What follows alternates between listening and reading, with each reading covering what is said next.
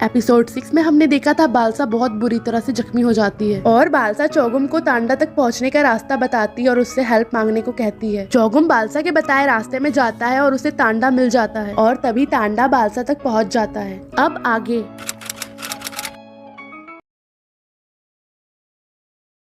तांडा balsa को बचाने के लिए उसे अपने कंधे पर लेकर भाग रहा होता है। तांडा भागते हुए बोलता है कि मैं तुम्हारा 2 साल से वेट कर रहा था और हमें बात करने का मौका भी नहीं मिला। अब तुम मिली भी हो तो इस हालत में मिली हो। अगले सीन में हम एक बूढ़ी औरत को जंगलों के बीच देखते हैं जिसका नाम मैडम टोरिगाय होता है और वो एक पॉन्ड के पास मेडिटेशन कर रही होती है। तभी पानी में कुछ हलचल होती है और वो अपना सिर डालकर देखती है। पानी में एक रोशनी दिखती है। तभी उसमें से एक अजीब सा क्रिएचर उनके पास आता है और वो अजीब से लैंग्वेज में उनको कुछ बताता है। तभी वो क्रिएचर जाने लगता है और मैडम टोरिगाय बोलती है थोड़ी देर और रुको, पर वो उसी रोशनी में वापस चला जाता है। तभी मैडम टोरिगाय की सांस फूलने लगती है और वो पानी से अपना सिर बाहर निकाल लेती है। वो लेटकर सांस लेने की कोशिश करती है और बोलती है लानत है, मैं उसे अच्छे से नहीं सुन पाई। मैं उस वाटर फॉग का 1 महीने से इंतजार कर रही थी। क्या वो थोड़ी और देर नहीं रुक सकता था? लगता है जब तक मैं उनके नोट में ना जाऊँ तब तक उससे एक प्रॉपर कम्युनिकेशन हो पाना इम्पॉसिबल है। और वो लेटे हुए ही आसमान की तरफ देखती है और बोलती है लगता है शायद सेकंड प्रिंस उस फायर में नहीं मरे थे। फिर भी उस वाटर फॉग ने क्या बताया मुझे समझ में नहीं आया। फिर वो उस वाटर फॉग की बातों को याद करने की कोशिश करती है। तभी मैडम टोरिगाय को समझ में आता है कि वो एक एग की बात कर रहा था और वो बोलती है इसका मतलब किसी ने नायुक से इस वर्ल्ड में एक अंडा दिया है। इसका मतलब है मुझे नोट में जल्दी जाना पड़ेगा और वाटर फॉग से दोबारा बात करना होगा और उसे पूछना होगा कि वो इसके बारे में क्या जानता है। मैंने अपने सपने में भी नहीं सोचा था कि मुझे अपनी जिंदगी में ऐसा देखने को मिलेगा। मैं उस अंडे को अपने आंखों से देखने के लिए कुछ भी कर सकती हूँ। और तभी उनको पता चलता है कि कोई छुपकर उनको देख रहा था और वो बोलती है मुझे सबसे पहले इन परेशान करने वाले पिल्लों से छुटकारा पाना चाहिए। और तभी वो नीचे बैठकर मिट्टी को इकट्ठा करने लगती है और कहती है मैं इनको ऐसे ही नहीं जाने दे सकती।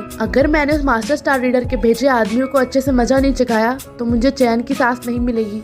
और तभी वो एक छोटी सी पोटली निकालती है और जो लोग उनको छुपकर देखते हैं उनसे बोलती है इधर नीचे आओ। तभी 2 सैनिक वहाँ बाहर निकलते हैं और मैडम टोरिगाय बोलती है तुम लोग सच में बदसूरत पिल्ले हो। और तभी उनमें से एक सैनिक अपने हथियार से उनके ऊपर अटैक करता है जिसे वो आसानी से डॉज कर देती है। और तभी वो दोबारा अटैक करता है और उनको नीचे पटक देता है और अपने खंजर से उनके ऊपर अटैक करता है जिससे वो बच जाती है। दूसरा सैनिक उनके ऊपर अपने स्वॉर्ड से अटैक करता है और उनका सर धड़ से अलग कर देता है। और तभी मैडम टोरिगाय मिट्टी की बन जाती है और उसे देखकर सैनिक चौंक जाते हैं। तभी एक सैनिक घुटन के कारण वहीं पर बेहोश हो जाता है और तभी दूसरा भी तड़प कर नीचे गिर जाता है। और तभी मैडम टोरिगाय वहाँ आती है और बोलती है मैं तुम्हें एक एडवाइस देना चाहती हूँ। कभी कभी सबसे सुंदर फूल का फ्रेग्रेंस सबसे डेडलियर होता है और वो कभी तुम्हें सुख की नींद नहीं देता है। तभी दूसरा सैनिक भी बेहोश हो जाता है और मैडम टोरिगाय उनके साथ एक मैसेज छोड़ जाती है जो मास्टर स्टार रीडर के लिए होता है। नेक्स्ट सीन हमें पैलेस का दिखाया जाता है जहाँ मास्टर स्टार रीडर एम्परर को सुगा से मिलाते हैं और बोलते हैं ये भी अब से आपकी सीक्रेट सर्विस का एक हिस्सा होगा। एम्परर सुगा को देखकर बोलते हैं ये तो बहुत यंग है। मास्टर बताते हैं हाँ ये अब तक के हिस्ट्री का सबसे यंगेस्ट स्टार रीडर है और ये अभी कुछ समय पहले सेकंड पैलेस के ट्यूटर गवर्नर भी थे। फिर एम्परर बोलते हैं ये इतना ही टैलेंटेड है तो ठीक है सुगा, तुम्हारी टैलेंट को देखकर मैं तुम्हें अपने सीक्रेट सर्विस का हिस्सा बनने का मौका देता हूँ। तभी सुगा बोलता है मैं आपकी सर्विस पूरी एफर्ट के साथ करूंगा। और फिर एम्परर सीक्रेट रेजिमेंट से प्रिंस के बारे में पूछते हैं। वे बताते हैं कि वो प्रिंस को लाने में फेल हो गए। फिर एम्परर बोलते हैं क्या सच में? ऐसा तो कभी नहीं हुआ कि मेरा कमांड फेल हुआ हो। कौन है ये फीमेल बॉडीगार्ड? क्या सच में ये इतनी खतरनाक है? फिर सीक्रेट रेजिमेंट का सैनिक बोलता है शायद उन्हें वाटर डीमन प्रोटेक्ट कर रहा है। और तभी मास्टर बोलते हैं इस वुमन ने सारे सीक्रेट रेजिमेंट को भगा दिया जबकि वो भी घायल हो गई थी। शायद ही वो ज्यादा दूर गई होगी। मुझे बाकी सीक्रेट रेजिमेंट के सैनिक को भेजने की अनुमति दे और वे इस बार उसे जरूर ढूंढ लेंगे। तभी एम्परर पूछते हैं कि सीक्रेट रेजिमेंट के कितने सैनिक अपने ड्यूटीज में जाने के लिए तैयार है। फिर कमांडर बताता है मुझे मिलाकर 5 है माय मैजेस्टी। फिर एम्परर बोलते हैं अगर ऐसा है तो इस बार हम दूसरा मेथड यूज करते हैं। जितने जल्द से जल्द चागुम की मृत्यु की सेरेमनी पूरी हो जाती है तभी उसके स्पिरिट को खत्म करने का एक मैन हंट का आयोजन करो।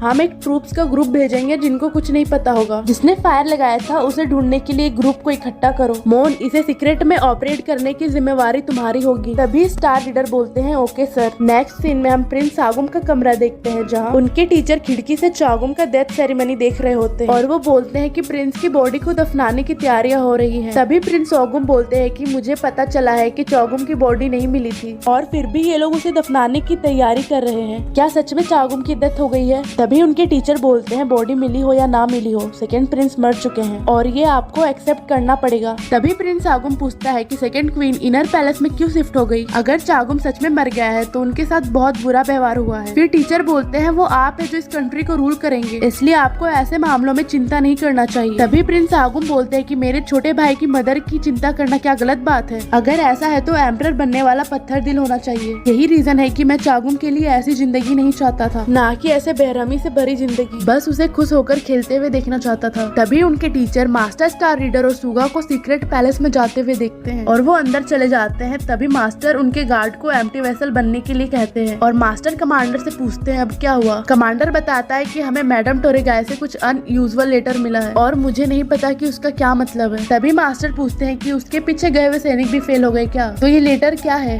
और कमांडर उनको लेटर दे देता है। मास्टर उसे देखते हैं और बोलते हैं जो हो चुका है मैं उस पर ध्यान नहीं देना चाहता हूँ, इसलिए मैं तुम्हें सजेस्ट करता हूँ कि अपने घाव को भरो और नेक्स्ट ऑर्डर के लिए तैयार हो जाओ। और कमांडर यस सर बोलकर वहाँ से चला जाता है और तभी मास्टर वो लेटर सुगा को देते हैं और बोलते हैं तुम्हें इसे पढ़ना चाहिए। सुगा उस लेटर को पढ़ता है और मास्टर पूछते हैं तो तुम्हें क्या समझ में आया? सुगा बोलता है कि इसे पढ़कर लगता है कि मैडम टोरेगाय को महान अकाल के बारे में पता है और इसके बारे में और जानने के लिए वो आगे इन्वेस्टिगेशन करने वाली है और मुझे इसे पढ़कर ऐसा ही लगता है। मास्टर मुझे लगता है कि हमें मैडम टोरेगाय के साथ मिलकर काम करना चाहिए और उनसे सारी जानकारी लेनी चाहिए। तभी मास्टर बोलते हैं क्या उसके साथ काम करना चाहिए? तुम उसे सब कुछ बता देना चाहते हो? ये बहुत बेकार आइडिया है। स्टार रीडर कभी भी वैसे लोगों से एडवाइस नहीं लेते हैं। फिर सुगा बोलता है पर उनको हमसे ज्यादा पता है। फिर मास्टर बोलते हैं कि सिन्योगो का आत्मसम्मान इससे खराब हो जाएगा और मैंने कभी भी प्रिंस को मारने के लिए सजेस्ट नहीं किया था और उस वाटर डीमन को जिसने उन्हें कंट्रोल किया है। इस स्टार पैलेस में एक स्टोर हाउस है जिसके बारे में सिर्फ मास्टर स्टार रीडर को पता है और इस कंट्री को बनाने में उनका सबसे बड़ा रोल था और वो बुक एंशिएंट लैंग्वेज में लिखा हुआ है जिसे जानने में अभी टाइम लगेगा। सुगा तुम आज से स्टार रीडर नहीं रहोगे। सिन्योगो को अकाल से बचाने के लिए मैं तुम्हें उस बुक का रहस्य निकालने का काम देता हूँ और मैडम टोरेगाय से पहले उस वाटर डीमन का पता निकालो और उसे कैसे खत्म करना है। सुगा बोलता है मुझे ये काम करके खुशी होगी और मास्टर बोलते हैं तुम्हें जो भी पता चले मुझे आके तुरंत बताना, मुझे तुम पर पूरा विश्वास है।